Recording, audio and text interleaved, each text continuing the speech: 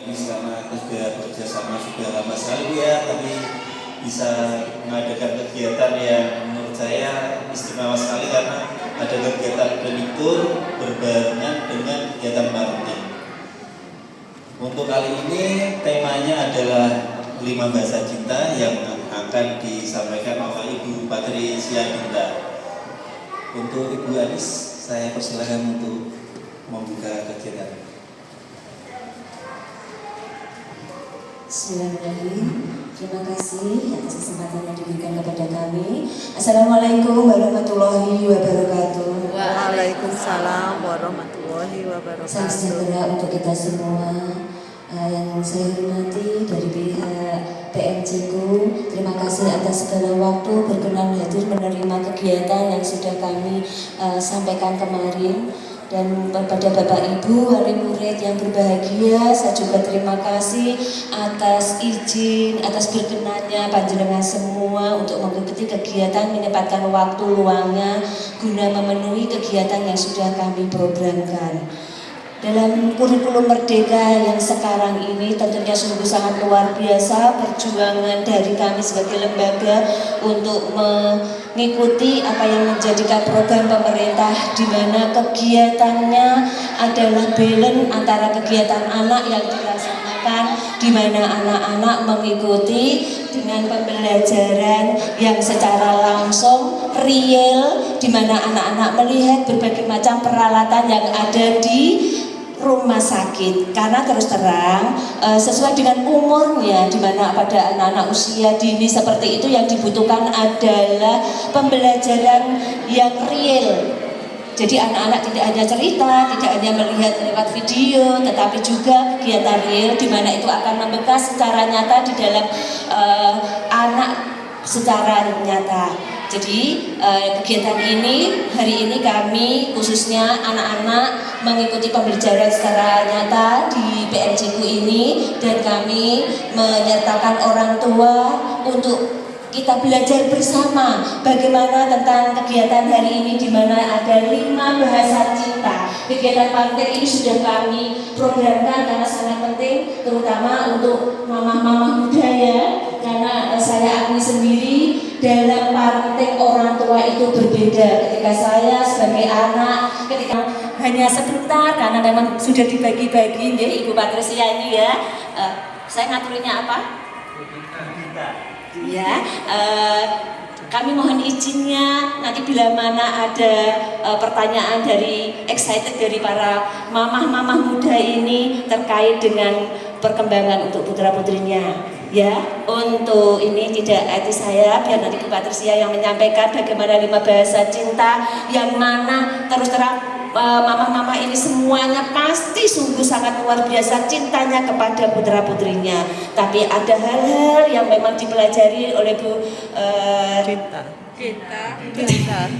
sudah tua ini nanti monggo kita simak, kita gali itu ilmunya. Demikian yang bisa saya sampaikan, mohon maaf atas segala kekurangan. Wassalamualaikum warahmatullahi wabarakatuh.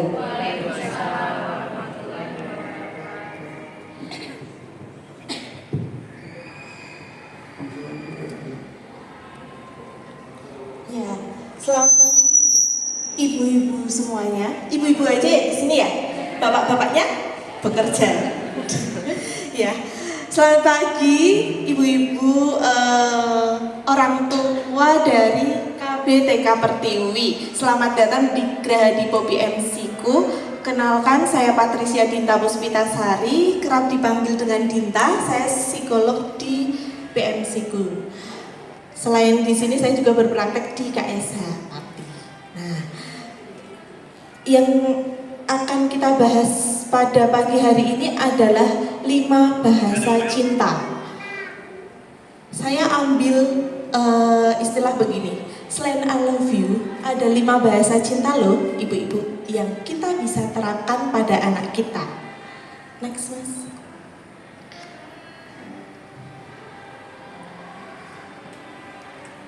Nah, saya yakin di sini pasti pengen anak-anaknya berkembang secara optimal, ya enggak? Nah, kenapa? Karena Karena kita tahu bahwa anak-anak kita itu adalah kader, penerus cita-cita bangsa kita. Di dalam diri seorang anak, dia memiliki sifat ciri khusus. Anak yang satu dan yang lain pasti karakternya berbeda-beda. Anak kembar aja, ya kembar nih, cuman beda selisih waktu sejam, 2 jam, semenit, 2 menit lahirnya aja, mereka ada perbedaannya. Apalagi anak yang gak kembar gitu ya. Next. Nah, kalau kita bilang masa anak-anak ini adalah di mana masa anak mengalami proses pertumbuhan dan perkembangan yang pesat dalam berbagai aspek di kehidupannya. Nah, pertumbuhan, kalau kita bicara tentang pertumbuhan, berarti perubahan yang hasilnya dari proses kematangan fungsi-fungsi fisiknya. Gampangannya, kalau pertumbuhan itu bisa dilihat, diangkakan pun bisa. Misalkan bertambahnya tinggi, bertambahnya berat badan, panjangnya ya. Kemudian dari pertumbuhan ini dipengaruhi oleh 2 faktor ibu-ibu. Faktor genetik, keturunan ya. Lah kok anaknya tinggi ya? Ya iyalah papahnya tinggi. Kok anaknya gendut ya? Ya mamahnya gendut gitu ya. Terus kemudian faktor eksternal juga. Jadi faktor pranatal dan paskanatal. Lalu perkembangan. Perkembangan ini adalah perubahan psikofisis hasil dari proses kematangan fungsi-fungsi psikis dan fisisnya, ditunjang dari faktor lingkungan karena proses pembelajaran dalam waktu tertentu menuju kedewasaan.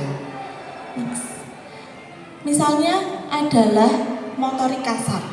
Dulu bayi belum bisa guling-guling, kemudian dia bisa guling-guling, kemudian bisa duduk, bisa merangkak, bisa berjalan. Itu yang namanya perkembangan. Dulu masih coret-coret, kemudian sudah bisa nulis abjad, sudah bisa nulis kata, sudah bisa nulis kalimat. Perkembangan secara motorik halus. Kemudian kemampuan bicaranya, kemampuan bahasanya. Dulu masih bablik, mama, baba. Kemudian sudah bisa merangkai kata, mama, papa, maem. Lalu merangkai kalimat, mama, maem, misalkan begitu. Itu adalah perkembangan bahasa. Kemudian sosialisasi dan kemandiriannya. Awalnya masih pakai pampers, ya. Kemudian diajarinlah toilet training. Sudah lepas pampers. Yang awalnya mandi masih dimandikan, kemudian sudah mulai lambat laun karena proses pembelajaran sudah mulai mandi sendiri. Nah, ciri-ciri tumbuh kembang anak itu adalah perkembangan menimbulkan perubahan. Kemudian pertumbuhan dan perkembangan pada tahap awal itu menentukan perkembangan lanjutannya. Dan pertumbuhan fisik maupun perkembangan fungsi organ pada masing-masing anak berbeda kecepatan yang berbeda ya. Jadi misalkan ya ada teman kita punya anak sama umurnya, loh anakku 6 bulan kok belum bisa merangkak, sedangkan anak temanku 6 bulan sudah bisa merangkak ya. Kan kadang was-was ya, tapi asalkan masih di ambang batas yang aman sih nggak masalah ya, sambil distimulasi terus. Jadi tiap anak beda-beda. Kemudian perkembangan berkolerasi juga dengan pertumbuhan. Perkembangan memiliki pola yang tetap dan perkembangan memiliki tahap yang berurutan. Nah, jarang dipahami, namun ternyata setiap anak itu memiliki bahasa cintanya yang berbeda-beda. Nah, kelima bahasa cinta itu apa saja ya? Kita bahas pada pagi hari ini. Yang pertama adalah bahasa cinta anak itu maksudnya bagaimana anak merasa dicintai dengan hal-hal yang kita lakukan sebagai parentsnya, ya, sebagai orang tua. Yang pertama adalah physical touch, sentuhan. Sentuhan ini merupakan indera pertama yang diperoleh saat masih bayi, ya. Jadi sesuai dengan namanya, anak merasa senang, anak merasa nyaman ketika dapat sentuhan, ketika dapat pelukan, ketika dapat elusan rambut. Beberapa ide untuk mengetes nih, apakah bahasa cintanya anak itu tuh physical touch, ya. Yang pertama, rutin berikan pelukan, rutin berikan ciuman, tepukan lembut pada punggungnya, kemudian juga dekap anak di bawah selimut, kemudian lakukan gelitik-gelitik. Coba deh ya, kira-kira anak merasa nyaman apa enggak? Kalau merasa nyaman, bisa jadi anak ibu-ibu itu pakai bahasa cintanya yang physical touch. Bahasa cinta yang kedua adalah receiving gift. Bukan artinya parents, ibu-ibu di sini menghujani anak untuk selalu memberikan reward ya. Namun lebih pada bagaimana perhatiannya. Misalkan anak menikmati makanan kesukaannya, ya. Misalkan coba deh ketika dia marah gitu ya, dikasih makanan kesukaannya, dia gimana? Oke nggak? Kalau tetap marah ya mungkin bahasa cintanya nggak itu gitu ya. Atau misalkan diberikan kejutan saat dia nilainya bagus, wah good job kak, dikasih pujian, dikasih reward. Misalkan kalau gitu waktu bermainnya tambah 5 menit ya, tapi dia kok kayaknya nggak ngefek ya, berarti bahasa cintanya nggak pemberian hadiah. Tapi ingat, untuk pemberian hadiah ini bukan berarti selalu diberikan hadiah ya, tapi harus ada targetnya dulu. Nah, contohnya ini, masukkan snack favorit atau hadiah ke dalam tasnya, taruh di bawah bantal misalkan. Ini beberapa ide aja sih ibu-ibu ya. Terus berikan hadiah kecil ketika ia belajar hal yang baru. Kemudian ekspresikan rasa cinta baik secara verbal maupun tertulis ketika memberikan hadiah kepada anak. Good job kak, gitu ya. Bahasa cinta yang selanjutnya adalah word of affirmation. Komunikasi secara verbal yang mendorong anak untuk lebih merasa nyaman. Kata-kata positif ini dapat meningkatkan fungsi otaknya dan mengaktifkan pusat motivasi otak serta mendorong untuk anak bertindak secara positif. Contohnya, puji dan berikan dukungan pada hal-hal yang spesifik. Rambut adik cantik sekali karena sudah disisir. Wah, kakak hari ini pinter ya, sudah bisa makan sendiri. Misalkan begitu. Wah, kakak hari ini hebat ya, sudah bisa kayuh sepeda roda 2 sendiri. Kemudian bisa juga dengan letakkan catatan berisi berbagai dukungan di rumah dan minta anak untuk menemukannya. Biasanya di sini saya minta orang tua untuk buat kata atau kalimat mutiara. Kalimat mutiara positif pastinya, dan tempel di tempat yang sering dijumpai anak. Kalau anak-anak sudah bisa baca ya, tapi kalau anak-anak belum bisa baca, biasanya saya minta untuk menggambar lewat media visual gambar. Jadi mempermudah anak untuk memahami apa yang dimaksud oleh orang tua. Kemudian ungkapkan hal-hal yang positif tentang anak kepada orang lain dan biarkan dia mendengarkannya, ya. Kalau misalkan nih ngomongin kejelekan anak kita, jangan di depan anak kita. Nanti anak merasa rendah diri. Tapi hal-hal yang positif mau dibicarakan dengan orang lain, anak dengar nggak apa-apa. Anak merasa bahwa wah ternyata mamaku itu ini ya bangga ya punya aku. Anak merasa dirinya dihargai.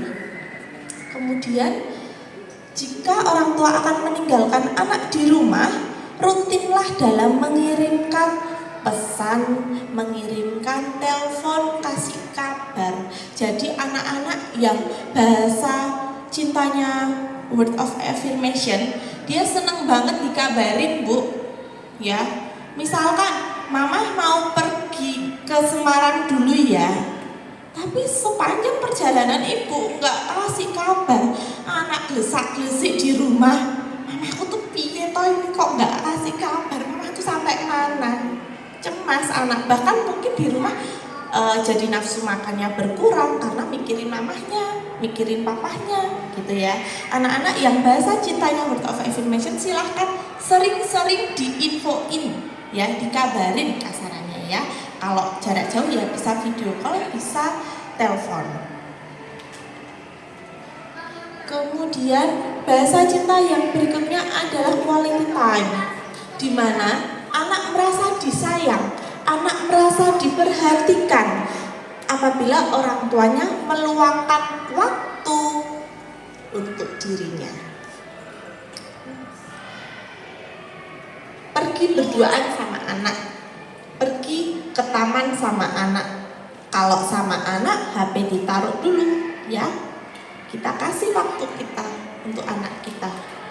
Terus ajarkan anak untuk melakukan aktivitas rumah tangga bersama. Misalkan, "Dek, ayo besok hari Minggu kita bersih-bersih rumah." Itu quality time loh ibu-ibu, nggak nyuruh anaknya loh ya. Jadi kadang orang tua salah tangkep ya Bu ya. Kan kasihan anakku tuh udah sekolah, hari Minggu disuruh bersih-bersih gitu ya. Tapi maksudnya nggak bersih-bersihnya, lebih ke quality time-nya, aktivitasnya. Terus lakukan berbagai kegiatan bersama anak. Jangan melakukan hal-hal agar perhatian parent tidak terbagi ya. Tadi contohnya, mama nanti temenin adik bermain deh, tapi mamanya masih pegang laptop sambil kerja, ya. Adik merasa bahwa dirinya jealous, cemburu sama anak, sama laptopnya gitu ya. Terus bacain buku cerita setiap sebelum tidur. Itu juga salah satu contoh ide ngetes apakah anaknya bahasa cintanya quality time. Lalu bahasa cinta berikutnya adalah service, pelayanan, melayani anak. Bukan dengan ungkapan, tapi dengan bagaimana orang tua memberikan bantuan terhadap anak. Tapi terus apa-apa jangan dibantu terus ya ibu-ibu ya. Memang tidak mudah bahasa cinta satu ini. Tidak jarang kita juga sering salah menerima dan menganggap anak sangat manja. Beberapa idenya adalah temani, bantu dia saat belajar. Kemudian membuat makanan kesukaannya, memilih pakaian untuk pergi. Kira-kira gimana nih ketika anak kita dipilihin baju untuk pergi? Kalau dia merasa, ih mama kan udah besar ya, biar aku pilih sendiri. Berarti bahasa cintanya nggak itu. Ya. Misalkan bikin makanan kesukaannya, ya. Ada lagi bad mood ya, nih puding kesukaanmu. Ih biasa aja mah. Berarti bahasa cintanya bukan service tadi ya, act of service. Nah, yang harus kita lakukan, mungkin emang anak TK udah tahu ya Bu ya bahasa cintanya. Sudah. Namun kita tuh bereksplorasi gitu ya. Nah, yang kita bisa lakukan adalah biar tahu apa sih bahasa cinta anak kita. Yang pertama, amati cara anak mengekspresikan rasa cintanya kepada orang tua. Misalkan, papahnya pulang kerja, anaknya ngide nih, bikinin papa kopi ah. Nah, mungkin bisa jadi nih, anaknya bahasa cintanya juga act of service, ya. Kemudian amati cara anak mengekspresikan rasa cintanya kepada orang lain. Misal anak dibekali ya sama mamahnya. Kemudian di sekolah tuh dia membagi-bagikan sama temennya. Bisa jadi bahasa cintanya apa kalau membagikan? Service juga bisa. Itu juga bisa reward ya, ngasih, membagikan ke teman-temannya. Kemudian pelajari apa yang sering anak minta dari orang tua, dan perhatikan apa yang paling sering dikeluhin anak. Misalkan papa mama itu sukanya kerja terus, kapan waktu main sama aku?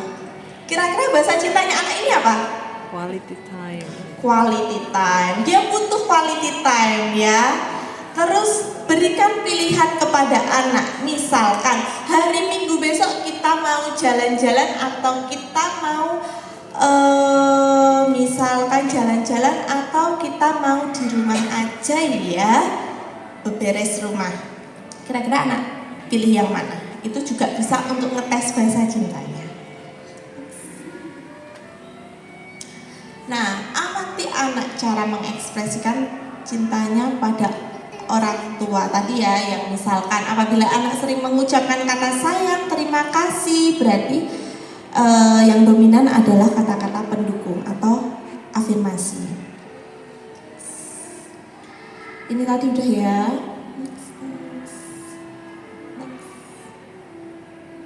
Nah, mengapa bahasa cinta itu penting? Karena bahasa cinta itu bisa memperbaiki komunikasi parents ke anak. Kemudian bisa juga meningkatkan apresiasi. Anak tidak merasa rendah diri. Rendah hati bagus, tapi rendah diri minder ya. Kemudian memperdalam koneksi. Cinta memang tidak terbatas dan bisa diungkapkan dengan banyak cara. Jika anak merasa dicintai, ia akan tidak mudah mengalami ketakutan. Dia tidak akan mudah mengalami kemarahan dan juga dia tidak rendah diri.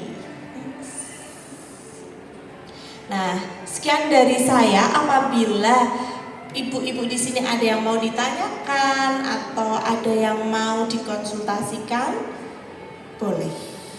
Terima kasih.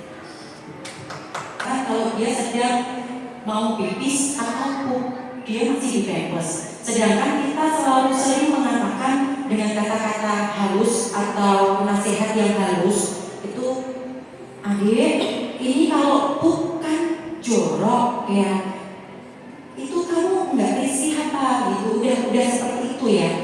Tapi ternyata tidak bisa. Otomatis secara manusiawi orang tua kalau terlalu sering seperti itu, pengendalian emosi terkadang tidak bisa begitu Ibu Dinda ya. Terkadang terus marah gitu. Saya sendiri marah, sebagai orang tua saya marah. Saya tahu kalau marah pada anak itu memang nggak bagus untuk psikologis anak itu sendiri. Tapi sudah berkali-kali dengan kata-kata halus. Awalnya ya udah nggak apa-apa, bunda nggak marah sih. Nanti bilang lagi ya, kan kalau pup itu kan jorok, bau gitu. Sudah seperti itu berkali-kali, tapi masih suatu saat nanti itu lagi masih belum bisa mengontrol emosi. Gimana caranya untuk memulai training toilet biar si anak mulai mulai membuka diri dan tidak diem. Terus lama-lama karena sering marah, saya sebagai orang tua, si anak di saat dia pup, dia nggak mau, ayo ke toilet, takut dia gitu. Bagaimana cara mengatasi hal yang seperti itu? Mungkin terkhusus untuk anak saya sendiri, begitu Ibu Denda ya. Mungkin itu bagaimana cara mengatasi dan cara edukasi untuk si anak yang bagus dan agar juga nggak takut bilang, karena mungkin kok bunda malah marah kalau aku pupuk di pampers gitu ya. Mungkin cukup seperti itu. Terima kasih bunda atas waktunya. Assalamualaikum. Baik Bu Wiwi, terima kasih untuk pertanyaannya. Jadi anaknya 3,5 tahun ada hambatan bicara? Lancar ya Bu ya.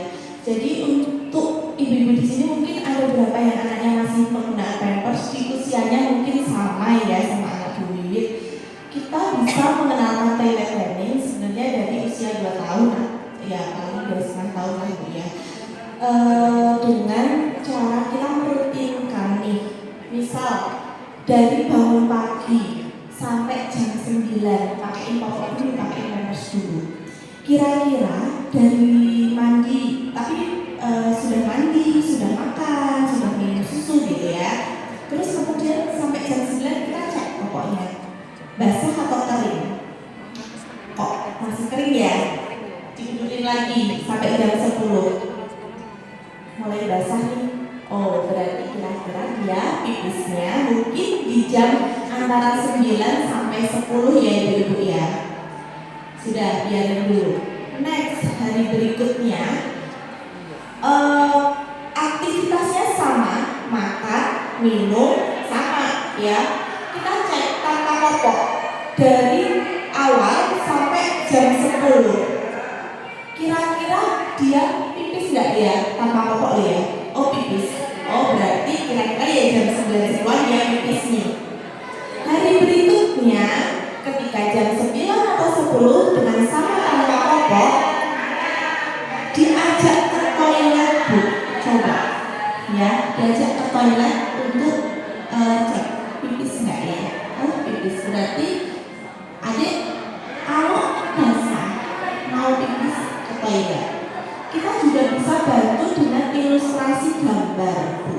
Misalkan celananya basah atau ketika pup juga celananya ada kotorannya, kita bisa bantu. Terus juga sekarang banyak banget video tentang analogi kalau mau pup atau pipis anak-anak itu juga bisa diberikan. Jadi kita bisa menggunakan, kalau kita ngomong aja ya buat anak-anak dia bingung Bu ya, yang kena kita emosi sendiri ya. Padahal kan ibaratnya si anak tuh ngomongnya udah Sudah lancar. Kadang bilang, kamu tuh belum ngomong sudah jelas, tapi bilang mau aja nggak mau. Itu karena juga cemas Bu, bisa juga karena dia cemas juga. Jadi kasih ilustrasi gambar, kasih ilustrasi video juga boleh. Nanti pelan-pelan lepas pampers itu juga bisa. Tapi dengan orang tua konsisten ya, kalau lepas berarti siap untuk misal adik ngomong ya ngepel gitu ya, ganti celana. Harus rutin, kalau nggak gitu ya akan nggak bisa Bu. Terus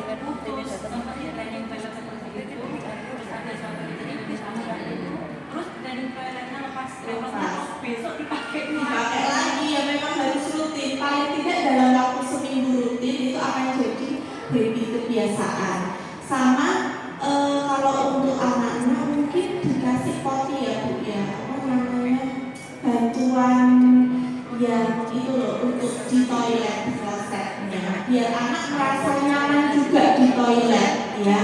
Terus juga ketika mengajarkan anak untuk di toilet bisa orang tua pakai stiker-stiker yang disukai anak, jadi dia nyaman sama kondisi toiletnya. Misalkan dia suka Doraemon, yuk kita tempel Doraemon. Terus mungkin anak, maaf ya kalau ngajar kan bingung ya ngajarnya gimana, bisa dibantu sama mainan sushi atau play-doh, suruh dia bawa main di dalam toilet, nggak apa-apa sebentar ya, sampai dia, kalau kita remas puisi itu kan ada tekanan ya Bu ya, jadi otomatis dia akan belajarnya, tapi harus dilatih begitu. Terima kasih.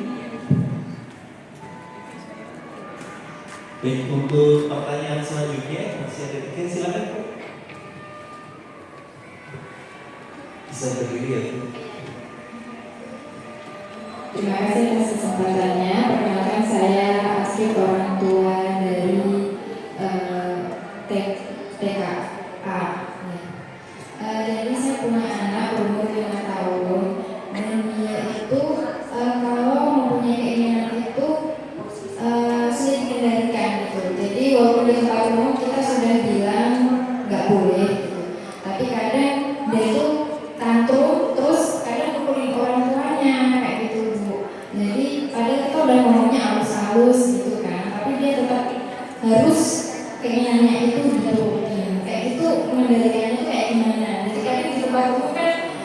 tinggal aja ya itu.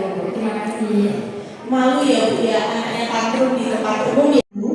Asupan kesehariannya dari adik nonton gadget enggak, adik nonton TV enggak, main gadget enggak, jenis permainannya apa yang sering dimainkan, berbau agresif tidak, tanpa disadari itu semua juga ngaruh loh Bu, sama hal-hal yang dilakukan adik ya.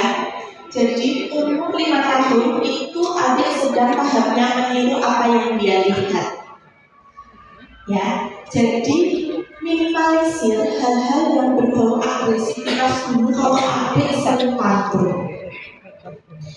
Untuk pemakaian gadget sama TV untuk 5 tahun itu sehari maksimal 30 menit.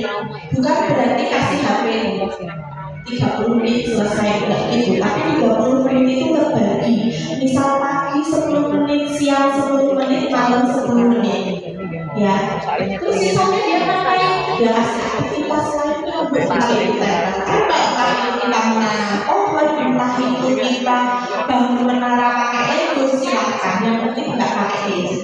Kecuali itu di luar jam pelajaran ya. Misalkan kita mau tadi bantuin dia menara kayak training, kita bisa kasih dia gadget, tapi dibantu, didampingi ya. Jadi 30 menit itu nggak cuma main HP ya gitu ya, screen time, hal-hal yang berbau screen itu semua 30 menit ya, HP, ya TV, ya laptop, itu masih 30 menit itu dalam sehari maksimal. Kalau misalkan sehari 10 menit ya nggak apa-apa, tapi kalau memang kepepet ya kasihlah 30 menit. Hindari yang berbau agresif, bisa jadi malah itu karena asalnya agresif. Sama makannya tolong dihindari makanan-makanan yang dari tepung terigu dan manis-manisan gula, terus kemudian olahan susu, pengawet, perasa, penyedap rasa, pemanis, pewarna, buatan, stop. Itu nanti adik akan mudah diatur, emosinya akan mudah terkendali ya. Misalkan adik sukanya kok puding ya, kita bikinkan puding sendiri ya. Kita bisa dari buah di blender, kemudian dikasih puding telur, ya, manisnya buah asli lagi gitu ya Bu ya. Coba diminimalisir, dieliminasi distraksinya dulu. Untuk pertanyaan, terima kasih waktu yang diberikan kepada saya selaku eyangnya cucu saya mengantar karena orang tuanya kerja sendiri. Yang saya tanyakan itu begini, cucu saya sejak usia hampir 3 tahun itu dicukur, ada alat itu dikurangan itu, dari itu dia nangis karena merasa ngeri atau gimana, terus suaranya tuh yang di telinga. Sampai sekarang tuh kalau dengar itu suara yang keras, apa orang punya kerja keras itu dia takut sama sekali. Terus ada sound system yang keras itu dia takut. Terus dia itu ada orang tetangga geraji itu loh, itu apa itu juga takut, nggak mau keluar, tutup jendela semua. Itu sampai sekarang. Terus naik sepuh saya ajak jalan-jalan di Ambarawa, itu juga takut. Terus naik hutan-hutan itu tidak mau saya pusing gitu. Untuk menghilangkan traumanya itu, saya berusaha di tetangga saya itu ada orang bangun, ada suara gaji itu, ayo jalan-jalan, mau kemana aku takut. Tapi saya paksa dengan pelan-pelan, saya tunjukkan suara apa itu suara mesin. Saya kasih sampai sekarang. Kalau sudah tahu itu, dia itu diam. Oh itu motong mesin, itu motong kobol, iya itu suara mesin, bukan apa-apa. Dia tidak apa-apa kalau sudah tahu dengan melihat sendiri. Tapi sampai sekarang masih takut kalau ada suara-suara keras. Di sekolah TK itu kalau ada musik yang keras itu saja dia agak takut. Terus naik lift itu juga takut. tadi dipegang sama bundanya. Jadi saya mohon penjelasan dari Ibu bagaimana jalan keluarnya supaya itu tidak trauma lagi padahal sudah saya ajak ke tempatnya suara itu. Terima kasih. Untuk adik berarti ketika dia dengar suara-suara keras itu sampai menutup telinga tengah gitu ya Bu ya. Bu, kalau misalkan adik suka nggak sama misalnya Bu sepeda, dia suka muter-muterin bannya nggak? Iya. Ya. Terus kemudian kalau mainan suka dideret-deret, dijejer-jejer rapi nggak? Iya. Oh ya. Terus kalau misalkan adik senang banget dia jinak-jinak, Iya. tepuk-tepuk, Ya, nari-nari. happy ya. Ibu, adik kapan-kapan dibawa untuk diobservasi ya Bu ya. Karena kalau dari keluhannya itu ada indikasi ke autisme. Jadi autisme itu secara sensorik itu dia bermasalah.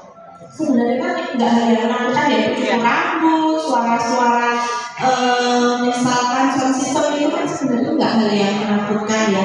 Cuma nanti kalau mau dicekkan lagi, bisa jadi sensoriknya juga ada masalah Bu. Ya, karena kalau ini ada usianya berapa tahun ya Bu ya? Oh 5 tahun ya. TK kecil 5 tahun ya. Nanti kita bisa bantu dengan terapi Bu untuk meminimalisir kerisian yang ada di dirinya gitu Bu ya. Biar lebih jelas lagi. Zaman saat yang sangat berarti karena memang kita demikian cintanya kita kepada putra putri kita. Bahasa cinta itu sudah sangat luar biasa. Terima kasih Bu Dinta yang sudah memberikan ilmu, berbagi ilmu. Karena kalau kita belajar psikolog itu berapa JT yang sudah keluar. Kita di sini hanya duduk sebentar, kita dapat ilmunya. Semoga apa yang sudah diberikan Bu Dinta bermanfaat demi perkembangan putra putri panjenengan semua, karena generasi putra putri panjenengan itu adalah generasi yang diharapkan oleh pemerintah untuk kemajuan dari negara Republik Indonesia tercinta. Mungkin anak-anak itu dengan adanya kita di PMJku menjadikan inspirasi. Mungkin saya besok jadi dokter. Tadi yang masuk ke ruangan mata ada anak-anaknya. Jadi dokter mata aja enggak. Nah itulah yang menjadikan inspirasi kami mengajak putra putri panjenengan, apalagi untuk orang tuanya di sini dengan adanya banyak ilmu yang kita raih, kita ambil di sini. Terima kasih. Izinkan saya secara pribadi mohon atas nama lembaga, atas nama yayasan, mohon maaf bila ada tutur kata atau hal-hal yang tidak berkenan selama kami mendampingi untuk kegiatan parenting dan kegiatan OTeng kelas di PMJku ini. Terima kasih. Wassalamualaikum warahmatullahi wabarakatuh. Waalaikumsalam warahmatullahi wabarakatuh. Nah, itu kan